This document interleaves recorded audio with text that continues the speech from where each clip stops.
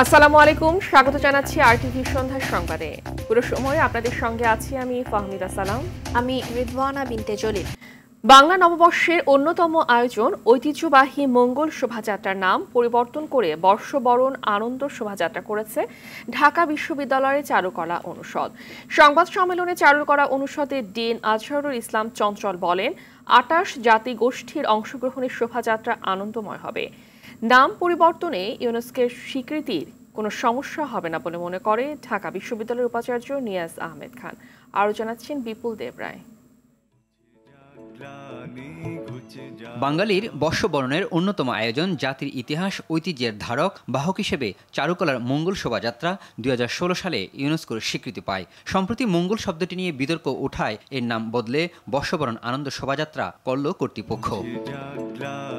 শুক্রবার সকালে ঢাকা বিশ্ববিদ্যালয়ের চারুকলা অনুষদে সংবাদ সম্মেলনে ডিন আজহারুল ইসলাম চঞ্চল জানান, বিশ্ববিদ্যালয়ের সিন্ডিকেট সভার সিদ্ধান্তে মঙ্গল শোভাযাত্রার নাম পরিবর্তন করা হয়েছে। আমরা পরিবর্তন বলছি না, আমি বলছি আমরা পুনরুদ্ধার করেছি যে আমরা সেই আনন্দ শোভাযাত্রাকে। কিছু ধর্মভিত্তিক দলের চাপে নাম পরিবর্তন হয়নি বলে দাবি করেন চারুকলার ডিন। তার মতে সকল শ্রেণী পেশার মানুষের কথা চিন্তা করেই নতুন নামকরণ করা হয়। একটা ফেসিবাদী শাসন ব্যবস্থার এই মঙ্গল শব্দটাকে এমনভাবে চর্চায় নিয়ে এসেছে, এটা যথেষ্ট রকম কিন্তু ব্যাড ফিলিংস কাজ করছে সোসাইটির বিভিন্ন ধরনের মানুষের।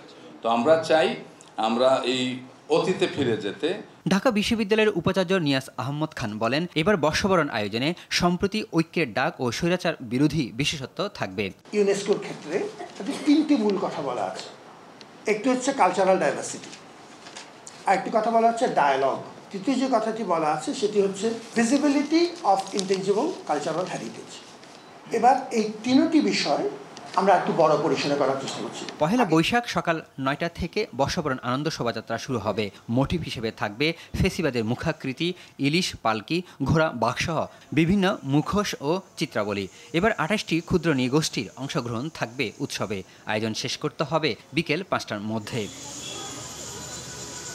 বিপুল দেবরাই, আরটিভি, ঢাকা।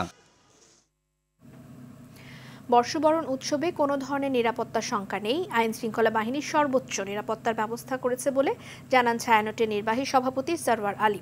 বলেন, সবাই স্বতঃস্ফূর্তভাবে অংশগ্রহণ করতে পারে উৎসবে। বিকেলে ধানমন্ডিতে ছায়ানট ভবনে সংবাদ সম্মেলনে বর্ষবরণে নিজেদের প্রস্তুতি তুলে ধরেন। রমনা বটমূলের অনুষ্ঠানে অন্তর্ভুক্ত করা হয়েছে ৯টি সম্মেলক, ১২টি একক গান এবং ৩টি পাঠ। ১৫০ জন শিল্পী অংশ নেবেন এবারের আয়োজনে। সংগঠনের সাধারণ সম্পাদক জানান, এই প্রথম সঞ্জিদা খাতুনের অনুপস্থিতিতে ছায়ানটের এই বর্ষবরণ আয়োজন।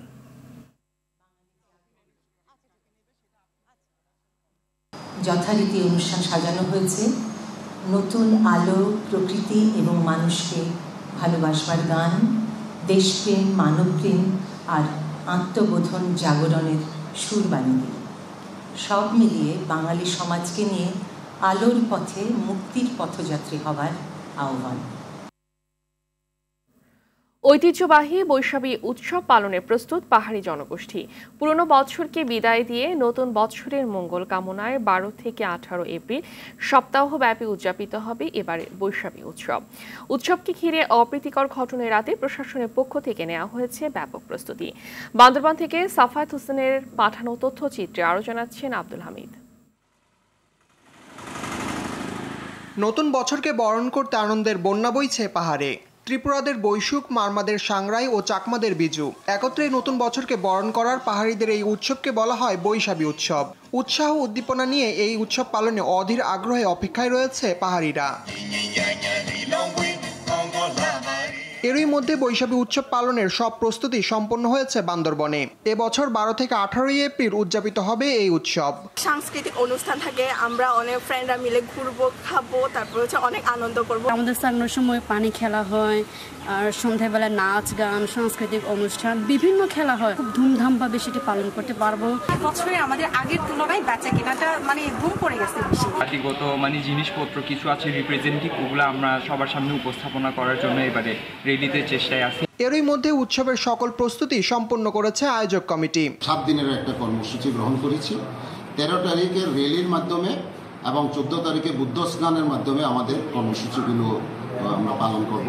পাহাড়ে বসবাসরত ক্ষুদ্র জাতিগোষ্ঠীর মানুষ যাতে উৎসবটি নিরাপদে নির্বিঘ্নে পালন করতে পারে এই বিষয়ে সব পদক্ষেপ নেওয়া হয়েছে বলে জানিয়েছে আইনশৃঙ্খলা বাহিনী। আমাদের প্রতিদিনের নিরাপত্তা ব্যবস্থা থাকবে এবং আমাদের 3 স্তরের নিরাপত্তা থাকবে। পাশাপাশি আমাদের মোবাইল পার্টি, পেট্রোল পার্টি এবং ফুড পেট্রোল পার্টি যেটি তারা করবে। পুরনো বছরের দুঃখ, কষ্ট, গ্লানি বিদায় দেবার মধ্য দিয়ে শুরু হবে নতুন এক সম্ভাবনার বছর। বৈশাখী উৎসবে এমনটাই প্রত্যাশা পাহাড়ি জনগোষ্ঠীর। আব্দুল হামিদ, RTV। পয়লা বৈশাখ ঘিরে বাড়তি চাহিদায় চড়া ইলিশের বাজার। সপ্তাহের ব্যবধানে বেড়েছে প্রায় প্রতিটি সবজির দাম, তবে কমেছে ব্রয়লার মুরগি এবং গরুর মাংসের দর। আরও জানাচ্ছেন GM মাহমুদ। সাপ্তাহিক ছুটির দিন, ক্রেতা বিক্রেতার বাড়তি সমাগম বাজারে।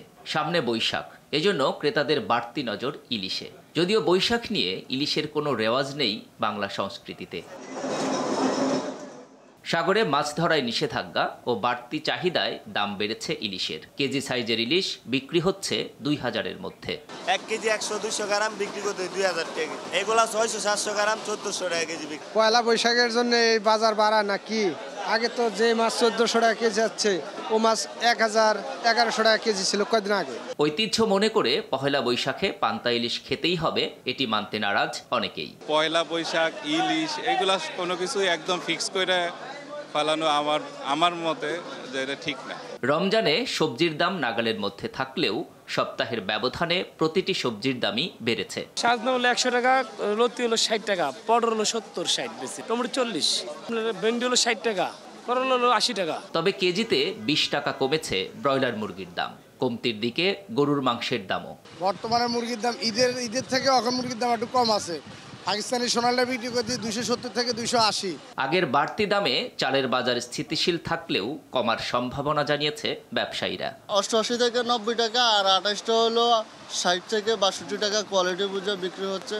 আর নাজির চাল হলো 80, সব চালে কোয়ালিটি বুঝে 76, 72, 75 এরকম কোয়ালিটি বুঝে বিক্রি হচ্ছে।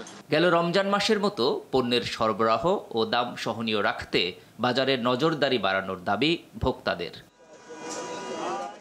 GM Mahmud, RTV, Dhaka. রাজধানী সহ দেশে বিভিন্ন স্থানে ভূমিকম্প অনুভূত হয়েছে। বিকেল 4:52 এ ভূকম্প অনুভূত হয়। যুক্তরাষ্ট্রের ভূতাত্ত্বিক জরিপ সংস্থা USGS এর তথ্য অনুযায়ী রিখটার স্কেলে এই ভূমিকম্পনের মাত্রা ছিল 4.3। আবহাওয়া অধিদপ্তর জানিয়েছে ভূমিকম্পের উৎসস্থল ছিল ব্রাহ্মণবাড়িয়া ও হবিগঞ্জের কাছে বাংলাদেশ ও ভারত সীমান্ত এলাকায়। এটি স্বল্প মাত্রা থেকে মাঝারি মাত্রার ভূমিকম্প হিসেবে গণ্য হয়।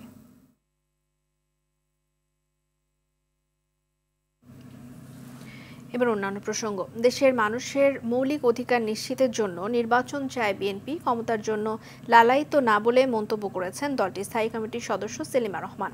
দুপুরে তোপখানা রোডে ডিপ্লোমা মেডিকেল অ্যাসোসিয়েশনের বিশেষ কাউন্সিলে তিনি এমন কথা বলেন। স্বরাষ্ট্র উপদেষ্টার দেয়া বক্তব্যের জবাবে সেলিমা রহমান বলেন, 5 বছর ক্ষমতায় থাকার অধিকার এই সরকারের নেই। জনগণের ভোটে নির্বাচিত সরকার বাকি সংস্কার করবে।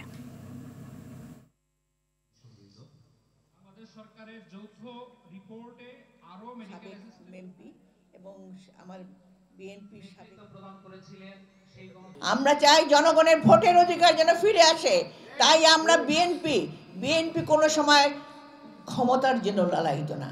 তাহলে তারা এত নির্যাতিত, এত নিপীড়িত হলেও বিএনপি থেকে একটা কর্মীও পলায়ন করে নাই, একটা কর্মীও কোথাও যায় নাই।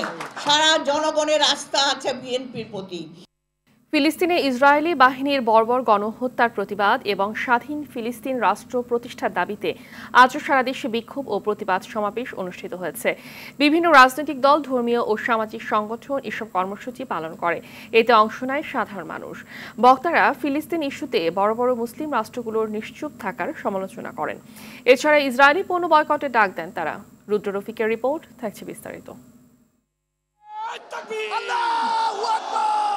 জুমার নামাজ শেষে জাতীয় মসজিদ বাইতুল মোকাররমের উত্তর গেটে ফিলিস্তিনে গণহত্যার বিচারের দাবিতে বিক্ষোভ সমাবেশ করে ইসলামী যুব আন্দোলন। তাদের সাথে যোগ দেয় সাধারণ মুসল্লিরা। ইউক্রেনের যুদ্ধ থামানোর জন্য রাশিয়ার প্রেসিডেন্ট আর ইউক্রেনের প্রেসিডেন্টের মধ্যে বৈঠক হয়, অথচ ফিলিস্তিনের সেই যুদ্ধকে থামানোর জন্য কেন সৌদি আরব ভূমিকা নেয় না?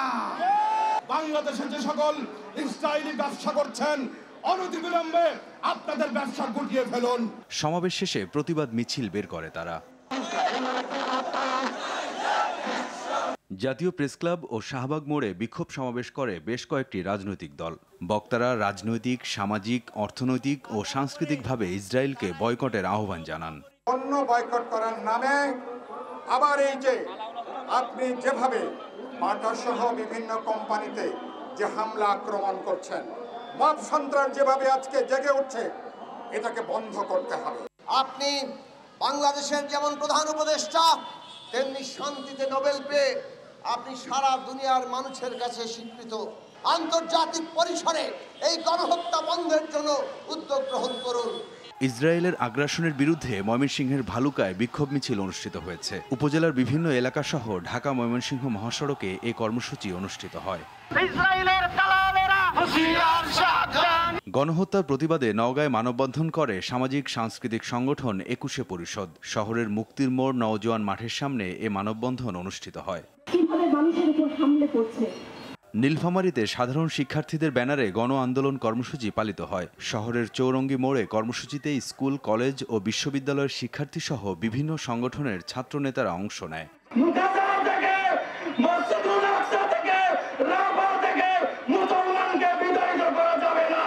ইসরায়েলি নৃশংসতার প্রতিবাদে নোয়াখালীর জেলা শহর মাইজদিতে বিক্ষোভ মিছিল ও প্রতিবাদ সমাবেশ অনুষ্ঠিত হয়েছে। জুমার নামাজের পর জেলা শহরের প্রতিটি মসজিদ থেকে মুসল্লিরা জেলা জামে মসজিদ চত্বরে এসে একত্রিত হয়। ফিলিস্তিনকে স্বাধীন রাষ্ট্র ঘোষণার দাবিতে পঞ্চগড়ের শহীদ মিনারের সামনে বিক্ষোভ সমাবেশ করে ফিলিস্তিন মুভমেন্ট নামের একটি সংগঠন। পটুয়াখালীতে ইমাম পরিষদের উদ্যোগে বিক্ষোভ মিছিল অনুষ্ঠিত হয়েছে। বাদ জুমা শহরের ঝাউতলা এলাকা থেকে বিক্ষোভ মিছিল বের করা হয়।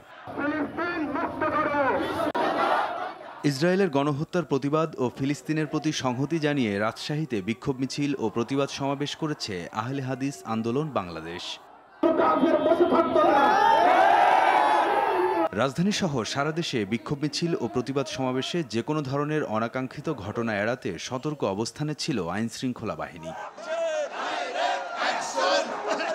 রুদ্র রফিক, আরটিভি। এদিকে ফিলিস্তিনের গাজায় ইসরায়েলি বাহিনীর বর্বরতায় আর ২৯ জন নিহত হয়েছেন। অঞ্চলটি অবরোধ করে রাখায় চরম আকারে পৌঁছেছে খাদ্য সংকট, পাশাপাশি নানা রোগে আক্রান্ত হচ্ছেন শিশু, নারী সহ সাধারণ মানুষ। এ অবস্থায় মৃত্যুর মিছিলে যুক্ত হচ্ছে একের পর এক ফিলিস্তিনির নাম।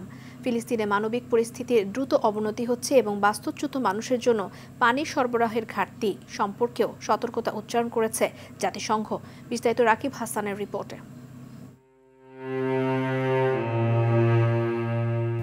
আর কত রক্ত প্রয়োজন বিশ্ববাসীর? মৃত্যুর এই মিছিলে আর কত লাশ যুক্ত হলে শান্ত হবে মানবিকতার কথা শুনিয়ে আসা বিশ্ব মোড়লরা? কতটা বা কবর খোঁড়া হলেই এক হবে মুসলিম বিশ্ব? সবকিছুর মাত্রাই যেন অতিক্রম করে ফেলেছে রক্তপিপাসু ইসরায়েল। রেহাই পাচ্ছে না ফিলিস্তিনের নিষ্পাপ শিশুরাও। ইসরায়েলি অস্ত্রের কাছে এই শিশুরা ঝরে পড়ছে একের পর এক লাশ হয়ে। আর সন্তানহারা মায়েদের আহাজারি যেন পৌঁছাচ্ছে না সুশীল বিশ্ববাসীর কাছে। শুধু অত্যাধুনিক অস্ত্রের ব্যবহারই নয়, অবরুদ্ধ গাজা উপত্যকায় মানবিক পরিস্থিতি ভয়াবহ রূপ ধারণ করেছে। নিরুদ্দেশ যাত্রায় ছুটে চলেছে নিরীহ ফিলিস্তিনবাসী। জাতিসংঘ জানিয়েছে বর্তমানে সেখানে ৬০,০০০-এর বেশি শিশু মারাত্মক অপুষ্টিতে ভুগছে। বাস্তুচ্যুত মানুষের জন্য পানি সরবরাহের ঘাটতি সম্পর্কেও সতর্কতা উচ্চারণ করেছে সংস্থাটি। খাবার ও জ্বালানির রসদ দ্রুত ফুরিয়ে এসেছে। এমন পরিস্থিতিতে OCH এর উদ্ধৃতি দিয়ে জাতিসংঘের মুখপাত্র ফারহান হক গাজায় গুরুত্বপূর্ণ পণ্য ও সহায়তা প্রবেশের অনুমতি দেওয়ার জন্য ক্রসিংগুলো পুনরায় চালুর প্রয়োজনীয়তার উপর জোর দিয়েছেন। মানবিক সহায়তাকারীদের উপর হামলা আন্তর্জাতিক মানবিক আইনের গুরুতর লঙ্ঘন এবং এ বিষয়ে দায়ীদের জবাবদিহি নিশ্চিত করা প্রয়োজন বলেও জানান তিনি। মার্কিন সংবাদ মাধ্যম দ্য নিউ ইয়র্ক টাইমস সম্প্রতি একটি ভিডিও প্রকাশ করে। সেখানে দেখা যায় ইসরায়েলি বাহিনী গত ২৩ মার্চ গাজার দক্ষিণে ১৫ জন জরুরি কর্মীকে ইচ্ছাকৃতভাবে হত্যা করে। ভিডিওটি উদ্ধার করা হয় নিহত এক প্যারামেডিকের মোবাইল ফোন থেকে, যেটি গণকবরে পাওয়া গিয়েছিল। রাকিব হাসান, RTV। অবশেষে গরম থেকে স্বস্তির খবর দিল আবহাওয়া বিভাগ। আগামী 13-14 এপ্রিল থেকে বজ্রসহ হালকা বৃষ্টির সম্ভাবনা রয়েছে। বৃষ্টি বাড়বে 18 থেকে 19 তারিখ নাগাদ। সাগরে লঘুচাপ থাকায় এবার বৈশাখের আগে থেকেই কালবৈশাখী ঝড়ের সম্ভাবনা রয়েছে বলে জানায় আবহাওয়া অধিদপ্তর। আরও জানাচ্ছেন শাকিলা করিম। বৈশাখ মাস শুরু হতে বাকি আর মাত্র 2 দিন। আগে ভাগেই কালবৈশাখী ঝড় আর বৃষ্টি জানান দিচ্ছে গ্রীষ্ম এসে গেছে। গত বুধ ও বৃহস্পতিবার রাজধানী সহ দেশের বিভিন্ন এলাকায় ঝড়ো বৃষ্টি হয়েছে। রাতভর দমকা হাওয়ার সঙ্গে প্রচুর বৃষ্টি হয়েছে সিলেটে। দিনাজপুরের হিলিতে গুড়ি গুড়ি বৃষ্টি ও কালবৈশাখী ঝড় হয়। বৃহস্পতিবার সন্ধ্যা থেকে মাঝরাত পর্যন্ত চলে বৃষ্টি। আবহাওয়া অধিদপ্তর জানায় শুক্রবার আকাশ আংশিক মেঘাচ্ছন্ন থাকায় দিনের তাপমাত্রা কিছুটা কমবে। গতকালকে মৃদু তাপপ্রবাহ বহমান ছিল কিছু কিছু জেলায়, সেটা হচ্ছে সিরাজগঞ্জ, সিলেট, মৌলভীবাজার, রাঙ্গামাটি, ফেনী, চট্টগ্রাম এবং পটুয়াখালী। এটা আজকে কিছুটা কমে আসার সম্ভাবনা রয়েছে। আগামী 13-14 এপ্রিল থেকে বজ্রসহ হালকা বৃষ্টি হবে। 18-19 এপ্রিল নাগাদ সারা দেশে বৃষ্টির প্রবণতা বাড়বে। 11 এবং 12 তারিখে বৃষ্টির অ্যাক্টিভিটি কিছুটা কমে আসতে পারে গতকালকের তুলনায়। এরপরে 13 এবং 14 তারিখ থেকে আবার বৃষ্টি, কোথাও কোথাও বৃষ্টি। এই সময় বৃষ্টি বলতে তো বৃষ্টি বজ্রসহ বৃষ্টি হয়ে থাকে, যেহেতু এখন কালবৈশাখীর সিজন। তো এটার অ্যাক্টিভিটিটা আরও বেশি বাড়বে 18 এবং 19 তারিখের দিকে। আগামী 2 দিনে সাগরের লঘুচাপটিও ধীরে ধীরে দুর্বল হয়ে পড়বে। এর প্রভাবে রংপুর, রাজশাহী, ময়মনসিংহ, চট্টগ্রাম ও সিলেট বিভাগের কিছু কিছু জায়গায় অস্থায়ীভাবে দমকা হাওয়া সহ বৃষ্টি বা বজ্রসহ বৃষ্টি হতে পারে। শাকিলা করিম, RTV, ঢাকা। এদিকে ভূগর্ভস্থ পানির স্তর নিচে নেমে যাওয়ায় শুষ্ক মৌসুমে সেচ সংকট আরও প্রকট হয়ে উঠেছে রাজশাহী, সরমঙ্গলা ও চাঁপাইনবাবগঞ্জের নাচলে। এতে বিশুদ্ধ পানির সংকটের পাশাপাশি ব্যাহত হচ্ছে বোরো আবাদ। সংকট কাটাতে 8 থেকে 10 কিলোমিটার দূর থেকে নদীর পানি এনে বোরো চাষের জমিতে সেচের ব্যবস্থা করেছে বরেন্দ্র বহুমুখী উন্নয়ন কর্তৃপক্ষ BMDA। রাজশাহী থেকে আমির ফয়সালের প্রতিবেদন, জানাচ্ছেন সৈয়দা সামিয়া তামান্না। একদিকে তাপমাত্রা বেশি, অন্যদিকে বৃষ্টি হচ্ছে না, ফলে রাজশাহীর বরেন্দ্র অঞ্চলের 8টি উপজেলায় ভূগর্ভস্থ পানির সংকট দেখা দিয়েছে। তার মধ্যে ভয়াবহ রূপ নিয়েছে রাজশাহীর গোদাগাড়ী উপজেলার সরমঙ্গলা ও চাঁপাইনবাবগঞ্জের নাচলে। পানির স্তর নিচে নেমে যাওয়ায় কৃষকরা বোরো চাষের জন্য পানি পাচ্ছিলেন না। এ অবস্থায় কোনো কোনো এলাকায় বোরো ধান চাষের আশা ছেড়ে দিয়েছিলেন বোরো চাষিরা। এই পরিস্থিতি মোকাবেলায় তাদের পানির ব্যবস্থা করে দিয়েছে BMDA। গোদাগাড়ীতে পদ্মা নদী থেকে সরমঙ্গলা ও নাচলের চন্দনা মোজা থেকে প্রায় 8 কিলোমিটার দূরে গোমস্তাপুর উপজেলার মহানন্দা নদী থেকে মাটির নিচ দিয়ে পাইপলাইনের মাধ্যমে পানি এনে খালে ফেলেন। এরপর সৌরবিদ্যুতের পাম্পের মাধ্যমে সেচের ব্যবস্থা করা হয় জমিতে। ওয়াটার লেভেল দূরে যাওয়ার কারণে এটা এখন সরকার নদী থেকে ব্যবস্থা করেছে পানির। নদী থেকে পানিটা আসছে, পানিটা আসার পর এখন কৃষক আমরা এখন উপকারী। আমাদের এলাকাতে হচ্ছে 29, জিরা, মন্তাজ, এই ধান তিনটাই হচ্ছে এখন ভালো। আর 29 ধানটা ফলছে ভালো। এই মহানন্দা নদী থেকে আসছে আপনার পার হাউস, এই খাড়ি থেকে আপনার পানি উঠাচ্ছে আপনার সোলার দিয়ে। সোলারে পানিটা দেওয়ার কারণে খরচ কম হচ্ছে। আশেপাশে নদীর ভূপরিস্থ পানি মাটির নিচ দিয়ে পাইপের মাধ্যমে এনে যে এলাকাগুলোতে পানির স্বল্পতা রয়েছে সেখানে দেয়ায় ফসল ভালো হচ্ছে বলে জানিয়েছেন BMDA-র এই কর্মকর্তা। মহানন্দা থেকে, পদ্মা থেকে, পুনর্ভবা থেকে, মেজর এই 3টা নদী থেকে আমরা সাধ্য মতো সারফেস ওয়াটার নিয়ে এসে ওই গ্রাউন্ড ওয়াটারের যেখানে আমার প্রবলেম আছে, যেখানে আমি কিছু জায়গা আছে কোনো ফসলই করতে পারি না, গ্রাউন্ড ওয়াটার অ্যাভেলেবল না, অনেকগুলো ফন্টুন দিয়ে আমরা সারফেস ওয়াটারে পানি নিয়ে আসার চেষ্টা করছি। BMDA-র এই পদ্ধতি প্রায় 96,534 হেক্টর জমির বোরো সেচের পানির অভাব পূরণ করছে। সৈয়দা সামিয়া তামান্না, RTV। প্রতারণা মামলায় কারাগারে পাঠানো হয়েছে জাতীয় নাগরিক কমিটির দিলশাদ আফরিনকে। দুপুরে তাকে CMM কোর্টে তোলা হলে আদালত এই রায় দেন। এর আগে বৃহস্পতিবার রাতে জুলাই শহীদ স্মৃতি ফাউন্ডেশনের অর্থ আত্মসাতের অভিযোগে জাতীয় নাগরিক কমিটির এই নেত্রীকে আটক করে রমনা থানা পুলিশ। ভারপ্রাপ্ত কর্মকর্তা জানান, আফরিন জুলাই ফাউন্ডেশনের সহায়তা পাইয়ে দিতে ভুক্তভোগীদের কাছ থেকে নগদ টাকা হাতিয়ে নেন। কল রেকর্ড এবং হোয়াটসঅ্যাপে খুদে বার্তায়ও মেলে তার প্রতারণার প্রমাণ। পরে তাকে গ্রেফতার করে আদালতে পাঠানো হয়। নাটোর আদালতের স্টোর রুম সহ বিভিন্ন রুমের দরজা ও জানালার গ্রিল কেটে প্রায় ৩৭ লাখ টাকা সমমূল্যের সম্পদ ও গুরুত্বপূর্ণ আলামত চুরির ঘটনা ঘটেছে। চুরির সময় প্রমাণ লোপাট করতে আদালতের বিভিন্ন স্থানে লাগানো সিসি ক্যামেরা খুলে নিয়ে গেছে চোর চক্র। খবর পেয়ে ঘটনাস্থল পরিদর্শন করেছেন আইনশৃঙ্খলা বাহিনীর ঊর্ধ্বতন কর্মকর্তারা। এ ঘটনায় জিজ্ঞাসাবাদের জন্য ৩ জনকে আটক করেছে পুলিশ।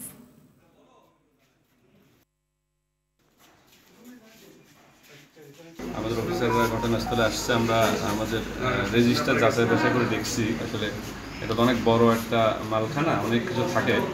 তা আমরা আসলে পূর্ণাঙ্গ তালিকা বলতে একটু সময় লাগবে, যেহেতু আমরা চেকলিস্টটা যাচাই বাছাই করে বলতে হবে। মূলত আমরা খোঁজার চেষ্টা করতেছি কোন দিকে ঘটনা ঘটতেছে। দু একটা স্থান আমরা চিহ্নিত করছি, দু একটা গ্রিল ভাঙা, সেগুলো আর আমাদের ডিউটিতে কারা ছিল সেটার সাথে এটাকে আমরা একটা মিলাই দেখার চেষ্টা করছি। যেখানে সিসিটিভি মনিটরিং আছে, সেটাও আমরা একটা মিলাই আপনাদেরকে ডিটেলস একটু পরে বলতে হবে। রেলওয়ের পুরনো ঐতিহ্য ফিরিয়ে আনতে সরকার কাজ করছে বলে জানিয়েছেন রেলপথ উপদেষ্টা মোহাম্মদ ফাউজুল কবির খান। সকালে রেলওয়ের পূর্বাঞ্চলের চট্টগ্রামের পাহাড়তলীর ওয়াগন মেরামত কারখানা ও ডিজেল ওয়ার্কশপ পরিদর্শন শেষে সাংবাদিকদের তিনি এসব কথা বলেন। তিনি বলেন, আগামীতে বিভিন্ন দেশ থেকে পার্টস এনে দেশের কোচ এবং ওয়াগন সংযোজন করা হবে। এতে রাষ্ট্রের ব্যয় ও সময় কমবে। এছাড়া রেলের নিরাপত্তা বিঘ্নকারীদের আইনের আওতায় আনার হুঁশিয়ারি দেন রেলপথ উপদেষ্টা।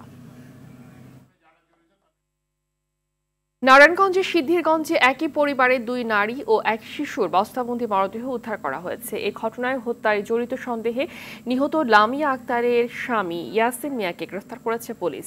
দুপুরে উপজেলার মিজি পশ্চিম পাড়ার আমির হোসেনের বাড়ির পুকুর পাড় থেকে লাশগুলো উদ্ধার করা হয়। নিহতরা হলেন আব্দুস সামাদের মেয়ে লামিয়া আক্তার, স্বপ্না আক্তার এবং লামিয়ার ছেলে আব্দুল্লাহ। প্রতিবেশীরা জানায়, ইয়াসিন মিয়া নেশাগ্রস্ত হওয়ায় গত কয়েকদিন ধরে তাদের মধ্যে পারিবারিক কলহ চলছিল। দক্ষিণ আমেরিকার দেশ চিলিতে মাত্র 2 ঘন্টায় 160 বার ভূমিকম্পন অনুভূত হয়েছে। শুক্রবার দেশটির মধ্যাঞ্চলে অবস্থিত লেগুনা দেল মৌলে আগ্নেয়গিরি অঞ্চলে এই ভূকম্পন অনুভূত হয়। ভূকম্পনের মধ্যে সবচেয়ে বড় কম্পনটি ছিল মাত্র 2.1 মাত্রার। ঘটনায় সতর্কতা জারি করেছে কর্তৃপক্ষ। বার্তা সংস্থা রয়টার্স জানায়, আর্জেন্টিনার সীমান্তের কাছাকাছি রাজধানী সান্তিয়াগো থেকে প্রায় 300 কিলোমিটার দক্ষিণে অবস্থিত এই আগ্নেয়গিরির জটিল ক্ষেত্রটি প্রায় 500 বর্গ কিলোমিটার এলাকা জুড়ে বিস্তৃত। চিলির জাতীয় ভূতাত্ত্বিক এবং খনি সেবা সংস্থা জানায়, ভূকম্পনগুলোর মাত্রা কম ছিল এবং এখনও আগ্নেয়গিরি ক্ষেত্রটিকে সবুজ সতর্কতা অবস্থায় রাখা হয়েছে, যার অর্থ এতে তাৎক্ষণিক কোনো ঝুঁকি নেই। যুক্তরাষ্ট্রের নতুন শুল্ক নীতি থেকে বিভিন্ন দেশ মুক্তি পেলেও মুক্তি পায়নি বিশ্ববাজারে যুক্তরাষ্ট্রের সবচেয়ে বড় প্রতিদ্বন্দ্বী চীন। উল্টো এক রাতের ব্যবধানে চীনের পণ্যের উপর আরোপ করা শুল্কের পরিমাণ 125% থেকে বাড়িয়ে 145% নির্ধারণ করেছে হোয়াইট হাউস। বৃহস্পতিবার হোয়াইট হাউসের তরফ থেকে জানানো হয়, চীন থেকে আমেরিকায় যাওয়া পণ্যে 145% শুল্ক কার্যকর হবে। এদিকে চীনও যুক্তরাষ্ট্রের পণ্যের উপর পাল্টা শুল্ক 84% থেকে বাড়িয়ে 125% আরোপ করেছে। সরকারি পরিসংখ্যান অনুযায়ী গেল অর্থ বছরে দুদেশের মধ্যে আনুমানিক $582.4 বিলিয়ন বাণিজ্য হয়েছে।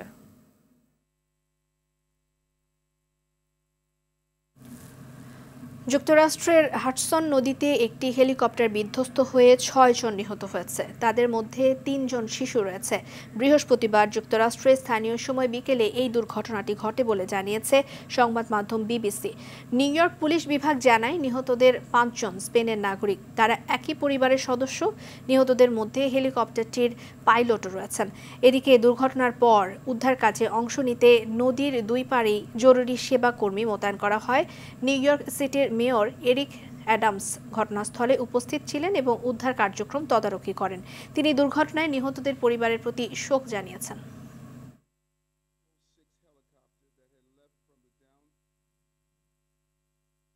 দেশের ভঙ্গুর অর্থনীতিকে পুনরুদ্ধারে বিনিয়োগ সম্মেলন আশার আলো দেখাচ্ছে মত অর্থনীতিবিদদের। এজন্য বিদেশি বিনিয়োগকারীদের দেয়া প্রতিশ্রুতি রক্ষা করার তাগিদ দেন সাবেক NBR chairman doctor Abdul Majid.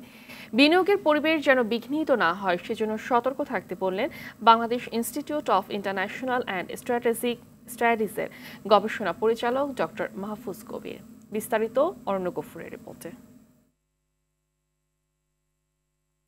ফ্যাসিবাদের আঘাতে জর্জরিত দেশের অর্থনীতি মেরামতে, বিনিয়োগের সম্ভাবনা, অর্থনৈতিক সংস্কার তুলে ধরা এবং দীর্ঘমেয়াদী বিনিয়োগের পাইপলাইন তৈরির লক্ষ্যে বিনিয়োগ সম্মেলনের আয়োজন করে বিনিয়োগ উন্নয়ন কর্তৃপক্ষ। 4 দিনের এ সম্মেলনে প্রায় 50টি দেশের 450-র বেশি বিনিয়োগকারী অংশ নেয়। শতাধিক বিনিয়োগের প্রতিশ্রুতিও মেলে। বিনিয়োগ সম্মেলন অর্থনীতি পুনরুদ্ধারে ভূমিকা রাখবে বলে মনে করেন অর্থনীতিবিদরা। তবে অতীতে বিদেশি বিনিয়োগকারীরা চলে যাওয়ার কারণ থেকে শিক্ষা নেওয়ার পরামর্শ তাদের। সুযোগ তৈরি না করে আমি আরেকজনকে বিনিয়োগে আসতে বলবো, এটা হবে না। সেই জন্যে একটা হলিস্টিক নিতে হবে, হলিস্টিক অ্যাপ্রোচ নিতে হবে, যে বিনিয়োগকারী যেসব জিনিস চান সেইগুলো দেওয়ার ব্যাপারে যে ডিপার্টমেন্টে যে ভূমিকা আছে, কাজ আছে, তারা একত্রে স্ট্রংলি টাইম মেনে করবেন। যেসব সুযোগ সুবিধা দেবেন বলছেন সেগুলোকে বাস্তবে দিতে হবে, নিশ্চিত করতে হবে। করলেই ক্যাপাবিলিটি, আমি মনে করি এই মুহূর্তে আমার বাংলাদেশের ক্যাপাসিটির অভাব নেই। একটা ফ্যাক্টরি তৈরি করতে গেলে 50 থেকে 60 জায়গাতে বা কোনো জায়গাতে 70টা প্রতিষ্ঠান থেকে সার্টিফিকেট নিতে হয়। ওয়ান স্টপ সার্ভিস যদি আমাদের হয় তাহলে সেক্ষেত্রে এক জায়গায় অ্যাপ্লাই করবেন এবং 7 দিন থেকে 15 দিনের ভিতরে তারা সমস্ত সার্টিফিকেটগুলো পাবেন, অ্যাপ্রুভালগুলো পাবেন। এভাবে হলেই তো আসলে বিনিয়োগকারীরা তখন উৎসাহিত হবেন। বিদেশি বিনিয়োগকারীদের আকৃষ্ট করতে দেশি বিনিয়োগকারীদের প্রতি বৈষম্য না করার পরামর্শ অর্থনীতিবিদদের। তাদের মতে নীতি এমন হওয়া উচিত যেন পরবর্তী সরকারগুলো তা বজায় রাখে। এই যে আমলাতান্ত্রিক দলীয়তা, ইউটিলিটির প্রবলেম, তারপরে মাঠ পর্যায়ে যে তীব্র অভিজ্ঞতা সেগুলোকে আসলে কমানো বা সেগুলোকে দূর করা, তো এই বিষয়গুলো আমরা যদি দূর করতে পারি বা এগুলোকে অ্যাড্রেস করতে পারি তাহলে সেক্ষেত্রে আশা করি সামনের দিনগুলোতে বিনিয়োগ আসবে। পরিষ্কার বলতে হবে যে আমার এখানে ট্যাক্স হচ্ছে এই রেট, এটা 5 বছর মিনিমাম, 5 বছর এই রেটই বলবৎ থাকবে। তাহলে ওইটার ভিত্তিতে এটা হিসেব করে বিনিয়োগ করতে পারবে। আপনি এদিকে ট্যাক্স আজকে বললেন 45%, কথার কথা, পরের বছর আপনি ওইটা করলেন 50, তারপরে বছর হয়তো বেশি বলাবলি করাতে করলেন 35, তো ও তো সিদ্ধান্ত নিতে তো ওর সমস্যা হয়ে গেল। সব পর্যায়ে একই নীতি ও সুষ্ঠু পরিবেশ নিশ্চিত করলে সম্মেলনে না আসা অনেক বিনিয়োগকারী আকৃষ্ট হবে বলে মনে করেন এ দুই অর্থনীতিবিদ। 100টা শুধুমাত্র নয়, 1000টা কোম্পানিও আসতে পারে যদি আমরা তাদের জন্য সুবিধাগুলো তৈরি করে দিতে পারি। অরণ্য গফুর, টিভি, ঢাকা। হামজা চৌধুরীর পর এবার দেশের ফুটবলে নতুন সংযোজন হতে যাচ্ছে কানাডার জাতীয় দলে খেলা সামিত সোম। লাল সবুজের জার্সিতে খেলার আগ্রহের কথা শুক্রবার বাফুফেকে জানিয়েছেন তিনি, নিশ্চিত করেছেন ফেডারেশনের সহসভাপতি ফাহাদ করিম। সামিতের সম্মতির পর কাজও শুরু করে দিয়েছে বাফুফে। প্রাথমিকভাবে তার জন্ম নিবন্ধন এবং পাসপোর্টের বিষয়ে কাজ শুরু করেছে ফেডারেশন। সব কিছু ঠিকঠাক করে দ্রুতই ফিফার অনুমতির জন্য পাঠানো হবে। আগামী 10 জুন ঢাকায় এএফসি এশিয়ান কাপ বাছাইয়ে সিঙ্গাপুরের বিপক্ষে ম্যাচেই সামিত সোমকে খেলানোর ব্যাপারে আত্মবিশ্বাসী বাফুফে।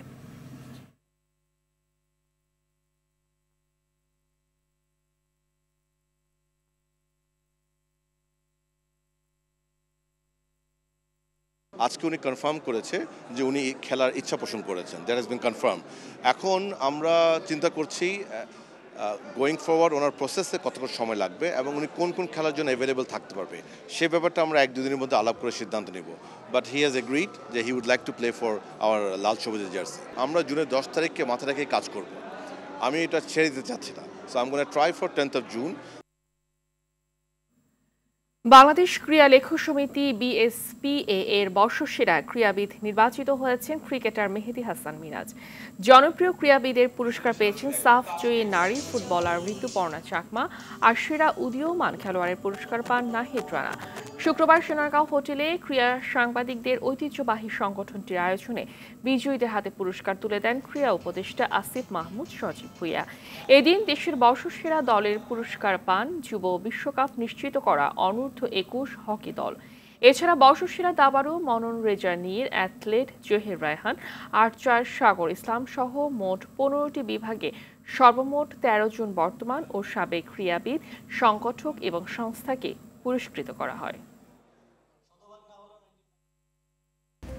সন্ধ্যার সংবাদ এ পর্যন্তই। রাতের সংবাদ 11:15টায় দেখার আমন্ত্রণ রইল। ধন্যবাদ সবাইকে। ধন্যবাদ।